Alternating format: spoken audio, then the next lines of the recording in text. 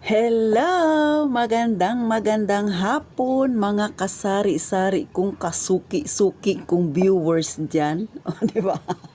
Kamusta po? Kamusta ang inyong tindahan? Sana ngayong hapon ay maganda ang ating benta. Si Ate Tintin naman ay medyo okay lang mga kasari. Lagi namang okay.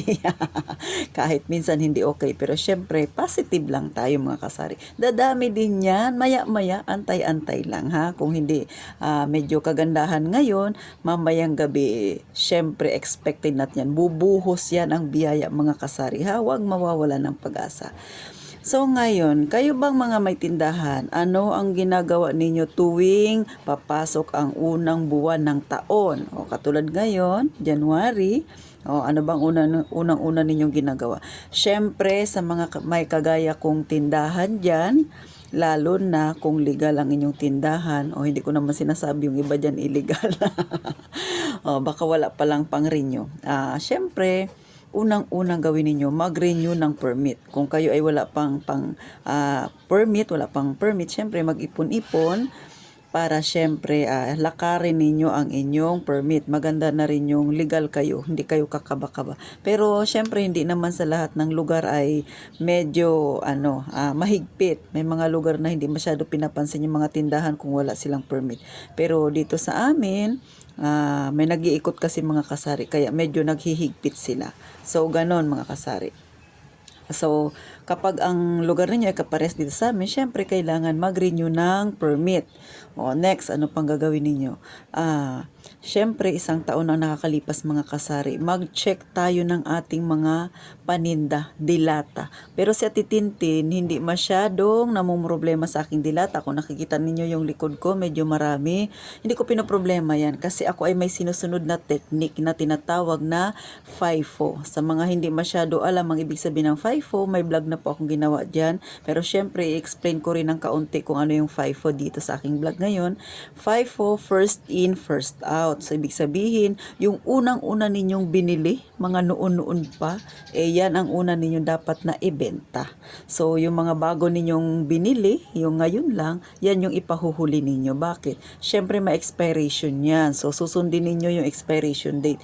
Kung sino yung mauunang ma-expired, dapat yan yung una ninyong maibenta mga kasari. So, ganon. Kaya sa pagdi-display, dapat mayroon kayong alam, may sinusunod kayong proseso, o di ba proseso talaga, para maiwasang masayang ang ating pinaghirapang puhunan. Mga kasari ha, ganon. So, si Ate Tintin ganon. So, hindi ko yan masyado inalala yung aking mga dilata. Next, yung mga kape ko, ganon din. So, yung mga nakita nyo display, so, yan yung mga bago kong nabili. So, yung mga una kong nabili ay dito sa gilid ko, nakakarton. So, ito yung unang-una kong binibenta kay customer. So, nung nakaraan, bago ako pumunta ng City Hall para sa aking chest x-ray na result, binigay ko na doon. Nag-check na ako ng aking mga biscuit. So, madalas kasi mga kasari, yung mabilis talaga na magkaroon na expiration ay noodles. So, si noodles na check ko okay naman. Wala akong nasayang. Next ay ang aking mga biscuit. So, hindi kasi ganun kabenta nitong mga dyan, November tsaka December yung aking mga biscuit. So, may na-check ako 4 na piraso na natira niya mga kasari. So, ang mga isang linggo na lang mag-expired na siya. So, ang ginawa ni Titintin, hindi ko na itininda. Ipinamigay ko sa mga bata dito. Diba, mga kasari? Nakabigay ngiti ako sa kanila at hindi pa nasayang yung pagkain. Kasi, mga kasari, hindi naman malaking kalugihan yung ganun. Kasi, kung aantayin ko pa yung expiration niya, kasi iniisip ko na baka mabenta pa, ay hindi ko na siya ginagawa. Kasi nga, paano kung dumating yung expiration date niya, tapos hindi naman siya nabenta. So, masasayang lang mga kasari. So, ang ginagawa ko, ipinamigay ko na sa mga bata. Kasi nga, sa totoo lang, hindi naman ganun kalaki yung iyong ilulugi. O, diba mga kasari? Ako ganun ang ginagawa ko. Pagka mga isang linggo na lang, pinamimigay ko na yung mga kasari. Kasi kung aantayin ko pa siya, kailan siya mag-expire, tapos saka ko siya i-check. Paano kung nakalimutan ko? Tapos naibenta ko kay customer. At ang customer ko ay sensitive ang tiyan. Baka magtae. Di ba mga kasari, isipin nyo na lang kung kayo yung nakabili, magalit kayo kay Ate Tintin. So, ganon. Oh, di ba? So, isang linggo pa lang, pinupull out ko na siya. Tapos, binibigay ko sa mga bata. At least, natuwa yung mga bata. Sabi ko sa kanila, maghati-hati kayo. Kasi, konti lang naman yung aking na-expired. Hindi naman na-expired, malapit nang ma-expired. Oh, ganon mga kasari. Syempre, sa ibang mga paninda, ganon din ako. Pero sa mga shampoo, mga bar na yan, mga sabon, hindi na masyado. Pero, FIFO pa rin siya titintin. So, first in, first out pa rin. Bagamat hindi na ako nag-check dyan kasi mabenta naman yung mga sabon ko. At kapag hindi siya mabenta, hahatulan ko na siya mga kasari. Si Ate Tintin ninyo, ginagamit na yung mga sabon na yan. Kaya, wala akong mga, yung matatagal na sabon, yung tumatagal sa akin, wala. Kasi, kung ano yung hindi mabenta, yun ang ginagamit ni Ate Tintin. Pero, syempre, sa dilata, hindi ko yan gagawin kung sakaling magkakaroon ako ng ganyan. Yung, kung nari, hindi ko napansin, malapit na expiration, tapos lulutuin ko. Hindi ko nagagawin, mga kasuki, mga kasari-sari ko dyan. Kasi nga, ang atitintin ninyo mataas ang kolesterol. So, ganern mga kasari ha. Hindi gaya ng dati nung hindi ko pa alam na mataas yung kolesterol ko. Pagka mga 1-2 linggo na lang, tapos due date niya na, siya ay magbe-birthday na, niluluto ko na. So ngayon iiwasan ko na kasi siguro ganyan ngayon nangyari. Pagka malapit na expiration niya, niluluto ko lalo na yung dilata. So ngayon inaani ko yan na mga kasari. Si Ate Tintin yun na nagpa-check. Yun nga yung akin nangyari. So sa mga hindi pa nakapanood ng vlog ko na yan, hanapin nyo lang. Bagong-bago ko pa yan na i-upload mga kasari. Parang vlog 197 siya. Ay number niya. So ganon mga kasari ha. Kayo rin mga wala pang tindahan dyan o kaya yung bago pa lang sa pagtitindahan. Yung mga walang tindahan pero nag-iisip na ito yung gusto ninyong maging negosyo ninyo.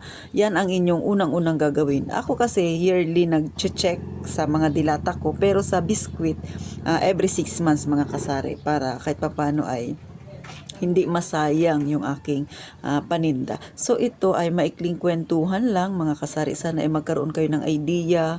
Yung iba dyan ay kahit papano natuto kay Ate Tintin sa mga ganitong style. Kasi malaking tulong ito mga kasari para yung ating paninda ay hindi masayang. At saka syempre, i-push ninyo yung hindi mabenta. So, minsan naman, pag hindi siya ganun kabenta, ang ginagawa ko katulad ang sa akin, kunwari, ang biskwit ko kasi dito ay tag 9. So, pag malapit na yung mga 1 month na lang, may expired na siya. Ang ginagawa ko mga kasari, kung tag 9 siya, sasabihin ko kay customer, bumili ka na nitong biskwit na to, 9 ang kanyang presyo. Pero pag dalawa ang yung binili, ibibigay ko sa iyo ng, siyempre kung 9 plus 9 equals 18. So, ibibigay ko sa iyo ng 15 pesos na lang. So, naka-discount ka ng 3 pesos. Pero may kita pa rin ako doon. Medyo maliit nga lang. Pero at least na-dispose ko. O diba, hindi nasayang. So, pwede nyo yang gawin ganyan, mga kasari-sari, kung kasuki-suki ko diyang nanonood kay Ate Tintin. So, ilan lang yan sa mga tips ko na pwede ninyong gayahin, mga kasari, ha? Di baling maliit ang kita ninyo, at least na i-dispose nyo naman siya. Hindi siya inabutan ng happy birthday niya. O, di ba, mga kasari? So, paano? Maikling kwentuhan lang ito, maikling maritesa na kapakipakinabang na topic.